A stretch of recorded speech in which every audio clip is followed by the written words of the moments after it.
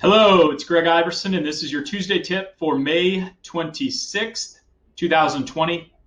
This is the Memorial Day edition. So I've got my red and blue on today. This one is a quick one. It's a book that I probably read once a year. Absolutely love it. If I can pinpoint two books that have changed my life, one would be Rich Dad, Poor Dad, which we'll talk about on another episode. This one, The Millionaire Next Door, by William Danko and Thomas Stanley, talks about the differences between the truly affluent in our country and those in the upper middle class that struggle, through life, maybe earn a high income, but never really actually get ahead financially.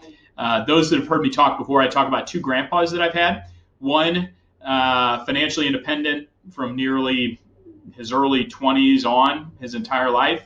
The other one, a very high earner his whole life, unfortunately passed away with pretty much on his last penny. So this book relates to a lot of that. But as we've been talking more and more this month and going through the quarantine, money as it relates to kids. And so there are a couple of chapters in this book that I reference constantly, even though I think the book is phenomenal. A couple that talk about, they term it economic outpatient care, and essentially how the wealthy teach their kids money principles, but don't just give them money.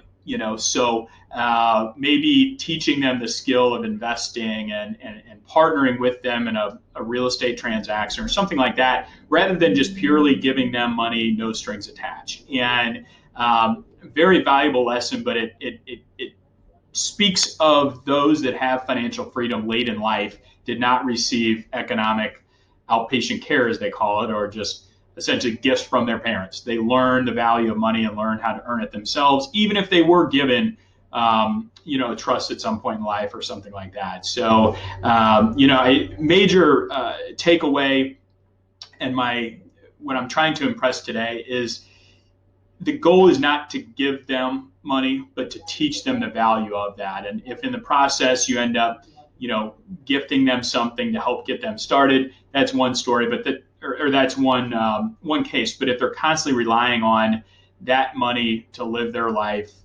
forever and ever, I don't think you're doing them a service, in my opinion. Or that's how I view it in my life. So I hope this one was valuable. Again, The Millionaire Next Door, Dr. William Danko and Dr. Thomas Stanley. Pick it up. I encourage you. I read it every single year. Like I said, so many great things in this book.